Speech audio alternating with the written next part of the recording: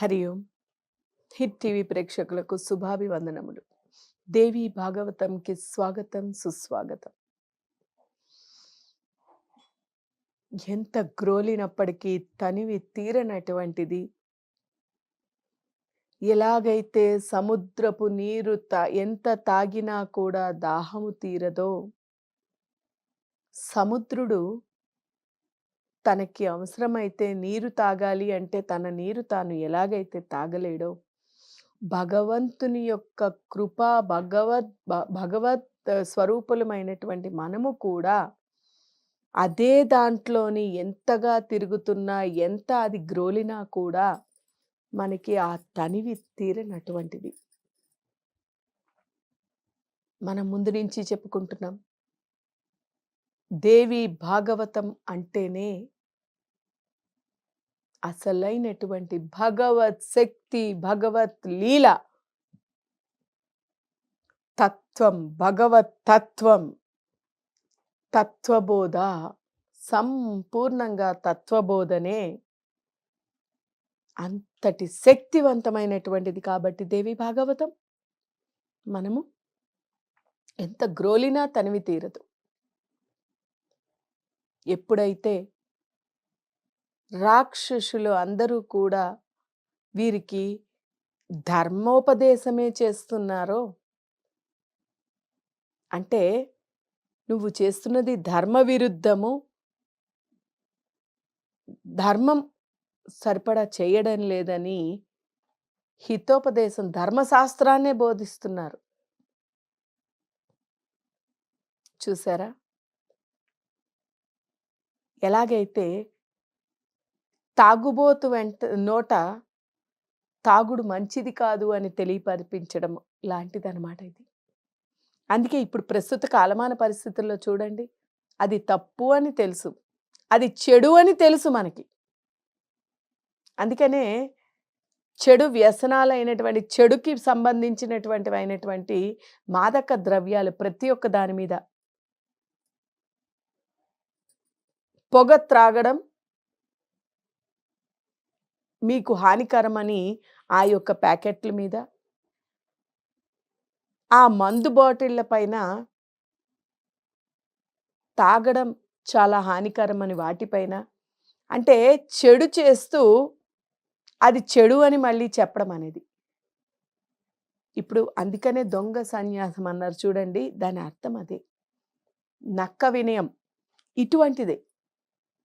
మనము చేసేది చెడు, చెడు చేస్తూ మళ్ళీ అది చెడు అని చెప్పకనే చెప్తున్నాం.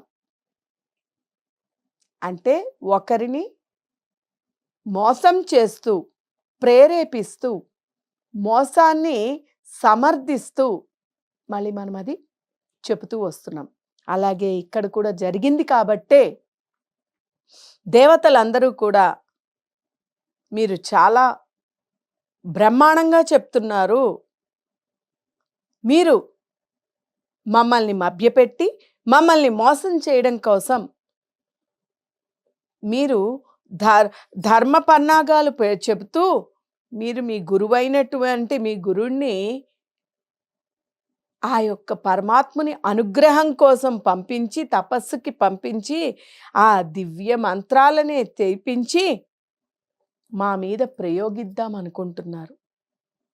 మీ గురువు యొక్క తపశ్శక్తి సంపాదించుకుని రాగానే ఆ శక్తిని, ఆ మంత్రశక్తిని మాపై ప్రయోగించాలనుకుంటున్నారు. ఎంత తెలివైన వారు మీరని వారిని హాస్యాస్పదంగా ఎక్కసెక్కాలాడుతూ దేవతలందరూ కూడా భీకర యుద్ధానికి దిగారు. ఎందుకంటే ఒక రకంగా వారు చేసేది తప్పు, మోసం, చెడ్డు ఎప్పుడూ కూడా మోసమే జరుగుతుంది. అతి వినయం దురత లక్షణం అన్నారు పెద్దలు. ఇప్పుడు వీరిక్కడ అతి వినయమే చూపించారు.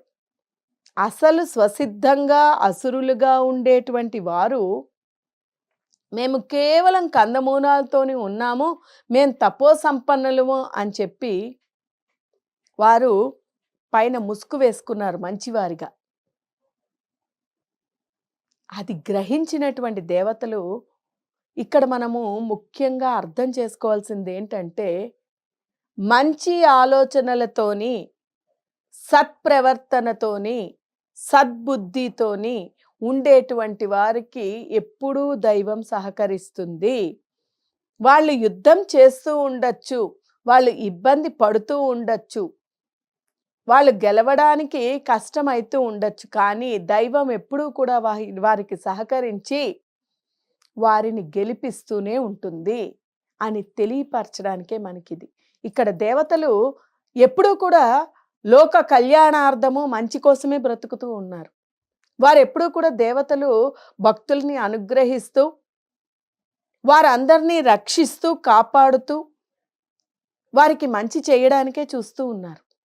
కానీ ఈ రాక్షసులు, అసురులు వారిని రక్షించుకోవడం కోసము, వారు ఒకరిని మోసము చేయడం కోసం, అంటే ఆ దేవతలనే మోసం చేయడానికి వారికి సమయం కలిసొచ్చేంత వరకు కూడా ఒక ముసుగు వేసుకొని వినయం ప్రదర్శించి మేము తపో సంపన్నులమని అన్నారు.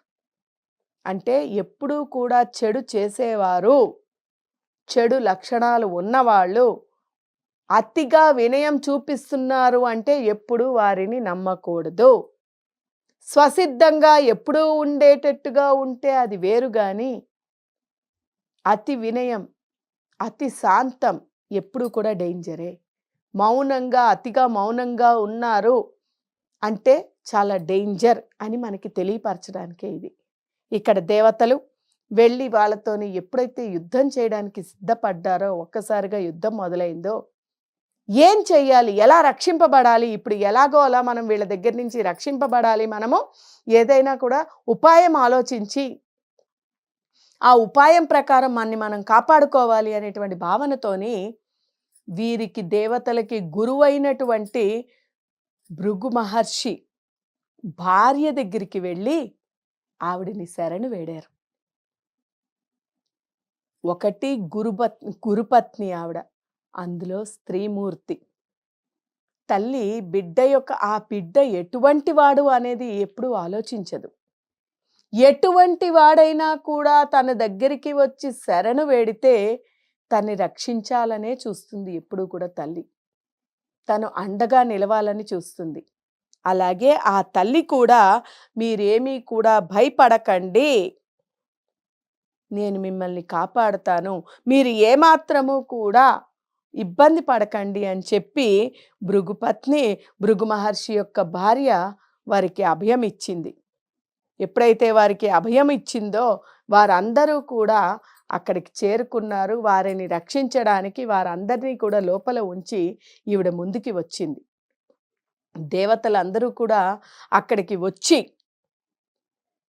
ఆవిడతోని పోరాటం, అంటే మాటల పోరాటం మొదలుపెట్టారు.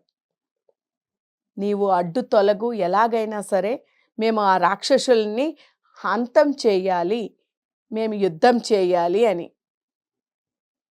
ఆవిడ వారిని రక్షించుతాను అని అభయం మాట ఇచ్చింది కాబట్టి తల్లి ప్రేమ అక్కడ అడ్డం వచ్చి వారిని రక్షించడం కోసము ఆవిడ ఏమి చేసింది అనేటువంటి దాన్ని మనం రాబోయే ఎపిసోడ్లో తెలుసుకుందాం. హరి ఓం తత్సత్.